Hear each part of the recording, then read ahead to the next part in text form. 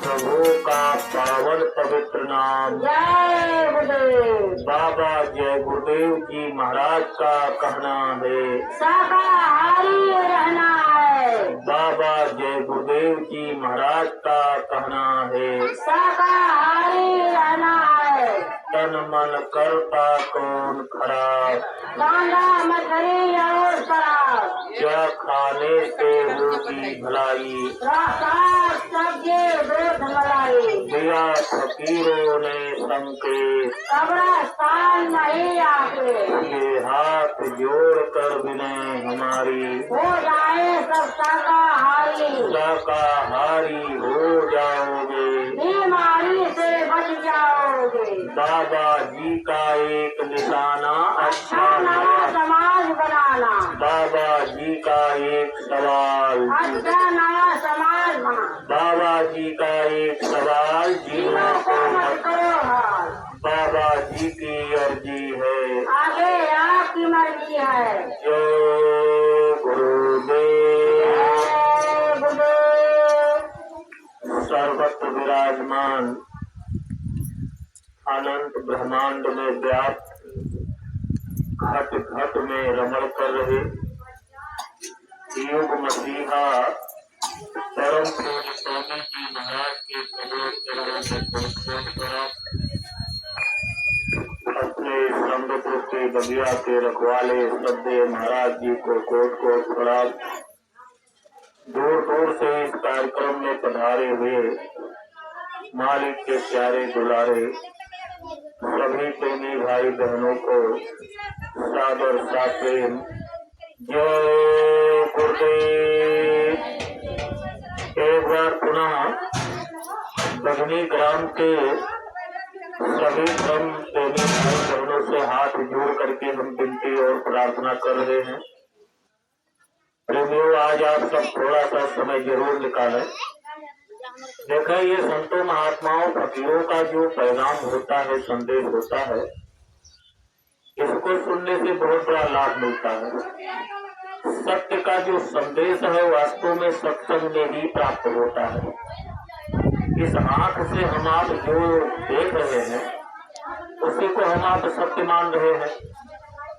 जैसे ये शरीर है, ये संसार दुनिया है, लेकिन महात्माओं की, संतों की, फकीरों की नजर में ऐसा नहीं है। सत्य तो इसके पीछे छिपा है।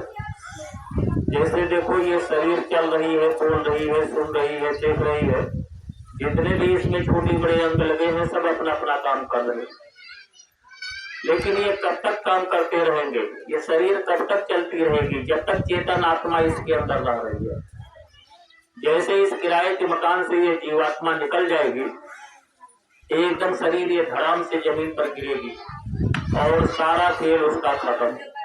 तो बताओ, जो चला गया वह सत्य है कि जो देख रहे हैं वह सत्य है? जो चला गया। तो हमारे संतों ने एक सूत्र में बताया कि ना तो ये शरीर सत्य है और ना ये संसार सत्य है।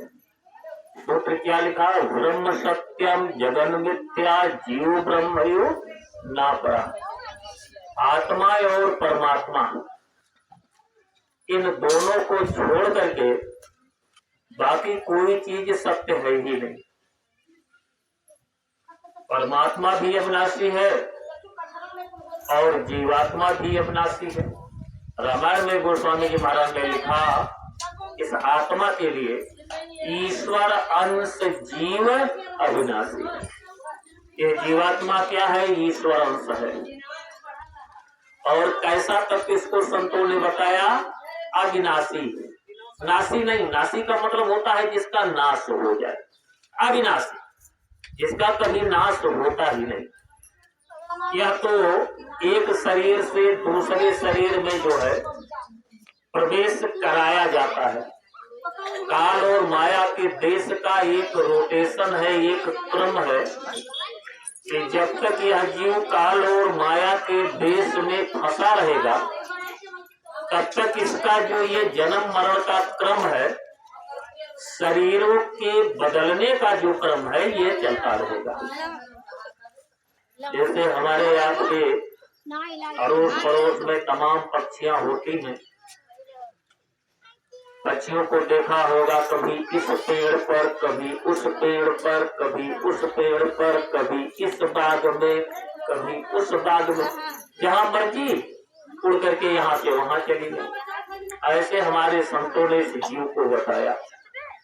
इस शरीर रूपी वृक्ष के अंदर ये जीवात्मा बराबर जो है यहाँ से वहां, वहां से वहां ट्रांसफर होती रहती है। और तब तक ये इसका क्रम चलेगा जब तक ये काल और माया के देश में फंसी पड़ी है। संतों ने क्या बताया, एक बड़ी प्यारी भजन के साथ इस कार्यक्रम का प्रारंभ करते हैं। इस भजन में जीवात्मा को एक कोयल पक्षी की तरह बताया है संतों ने।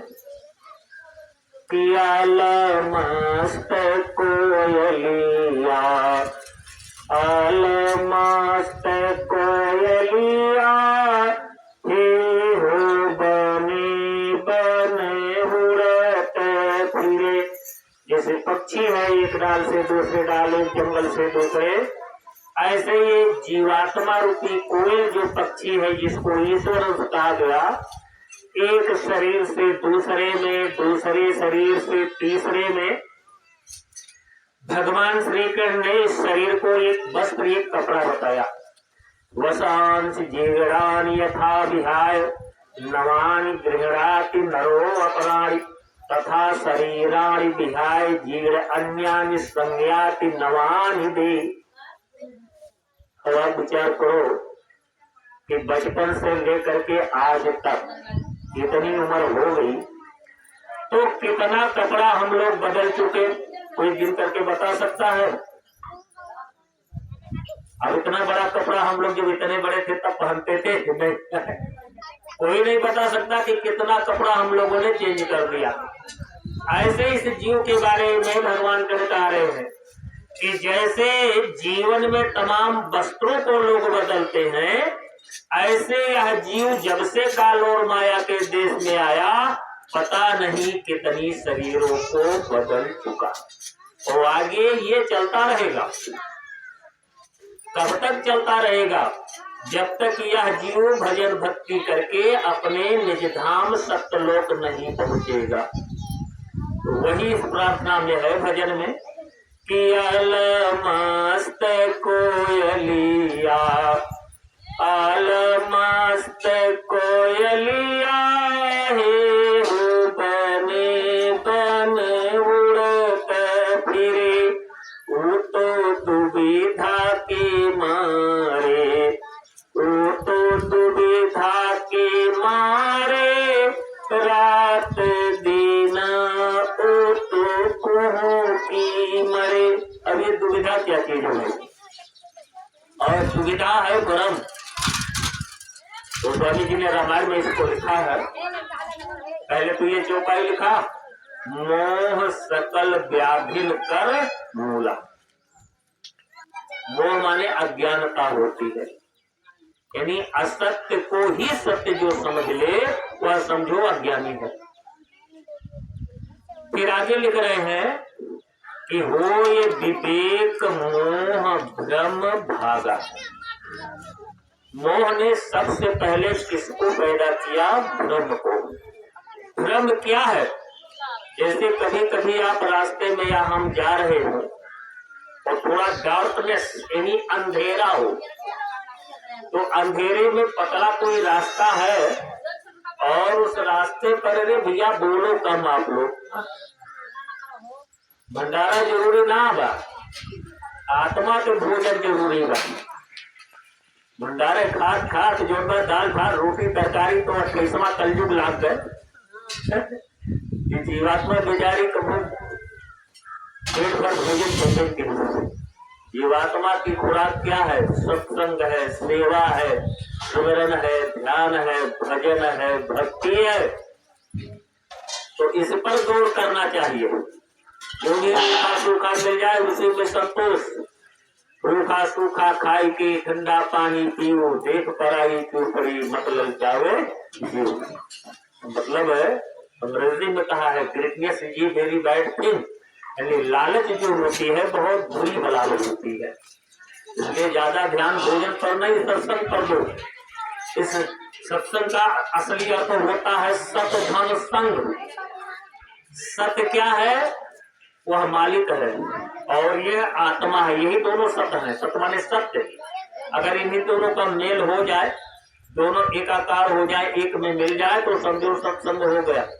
लेकिन कार्य बड़ा कठिन है। बिना किसी संत महात्मा के फकीर के जो है चरण शरण में लगे सत्य का ज्ञान लिए ये काम होने वाला नहीं है।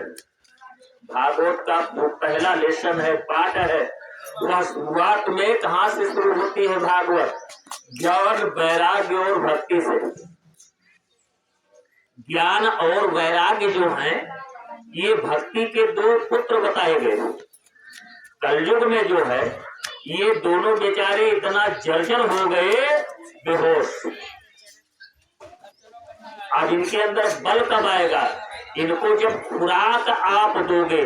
खुराक क्या है? सत्य से ज्ञान बढ़ेगा, सत्य से बुद्धि बढ़ेगी, सत्य से विचार और भाव हमारा आपका कन्वर्ट होगा, मतलब बदलेगा, हमारे आपके अंदर परिवर्तन आएगा, तब इस रास्ते पर कोई चल पाएगा।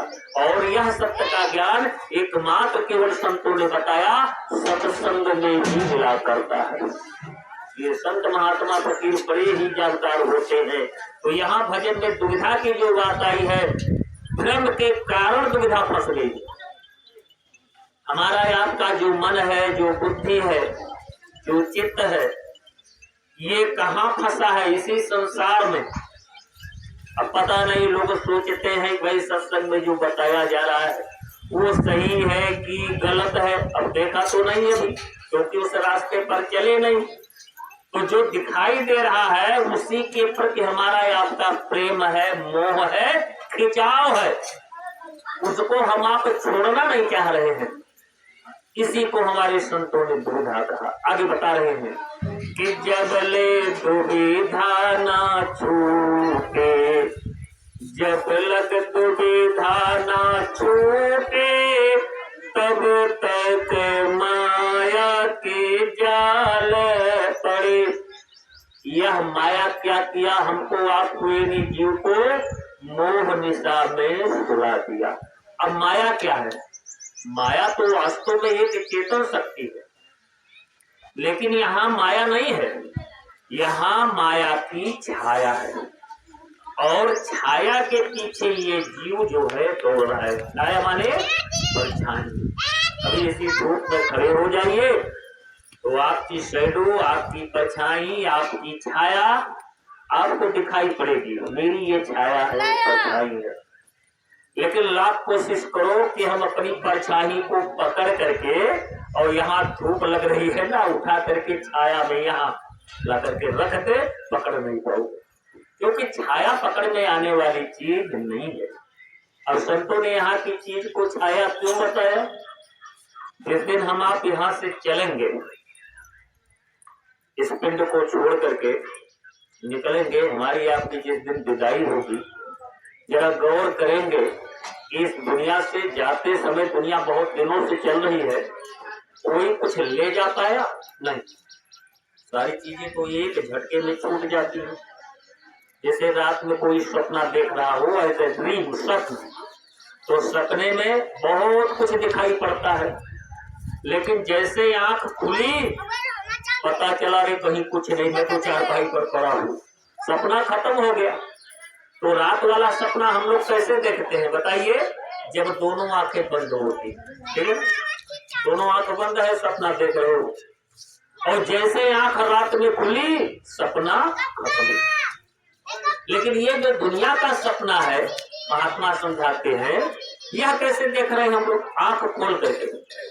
वह सपना रात वाला आंख बंद करके देखा जाता है, और ये दुनिया का जो स्वप्न है आंख खोल करके हम आप देख रहे हैं। और जिस दिन ये दोनों आंख बंद हो जाएगी उस दिन दुनिया खत्म, सब स्वप्न की तरह ये झटके में टूट जाएगा। वही बताया जा रहा है कि परछाई कोई पकड़ नहीं पाया। हम लोग दोहे में इसको सुनाते हैं, बच्चे बोलो मत, कि छाया माया धार में सत्संग का एक एक शब्द पकड़ना चाहिए। इस शब्द का इशारा किधर जा रहा है? यहाँ क्या बता रहे हैं महात्मा? माया नहीं, माया की छाया।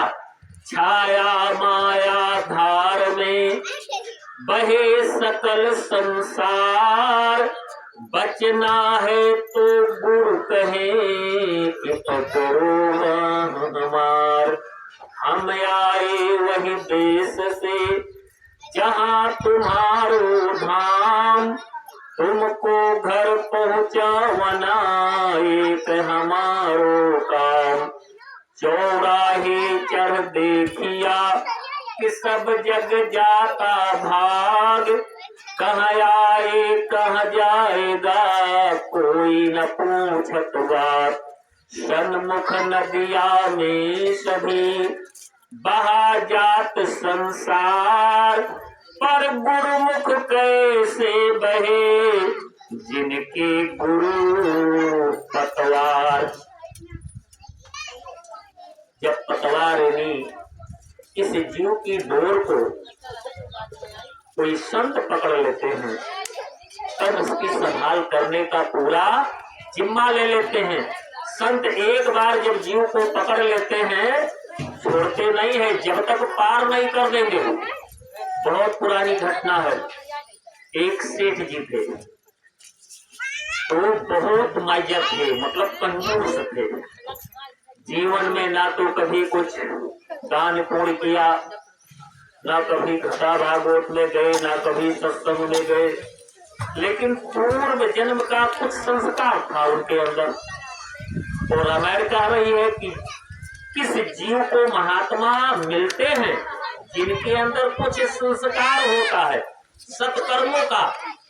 रामायण कह रही है पुण्य पुंज बिन मिल ही ना संता, और सत्संगति संस्कृत करियता।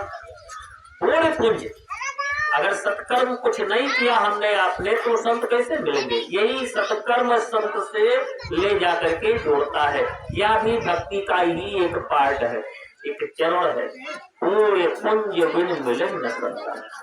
तो इस जीवन में पूर्व जन्म में तो संस्कार अच्छा था, इसलिए यहाँ जब सेठ जी दोबारा मृत्यु लोक में आए तो धन संपत्ति उनको बहुत मिली। तब से क्योंकि राज मिलता है, राज के क्योंकि नरका। और अगर कोई ज्यादा जो है सत्कर्म किया तो स्वर्ग चला जाएगा, वैकुंठ चला जाएगा, ब्रह्मलोक चला जाएगा। उसके आगे तो जा नहीं सकता है, उसके आगे तो संत ही ले जाते हैं तभी अपने घर पहुंचता है। बस यहीं तक की यात्रा, या मान लो स्वर्ग वैकुंठ तक की यात्रा नहीं हुई तो यहाँ दोबारा जन्म होने पर कोई राजा बनेगा, महाराजा बनेगा, सेठ, साहूकार, अरबपति, खरबपति, मतलब जो है धन संपत्ति का मालिक बनेगा। तो सेठ जी स्वर्ग वैकुंठ तो नहीं गए, लेकिन यहाँ बहुत धन उनके पास, बहुत लंबा चौड़ा उनका बिजनेस, तमाम नौकर चाकर सब कुछ।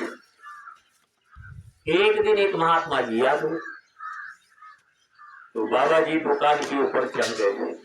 अब जब दुकान के ऊपर चढ़ गए तब सेठ ने प्रणाम किया और कहा महाराज बैठिए।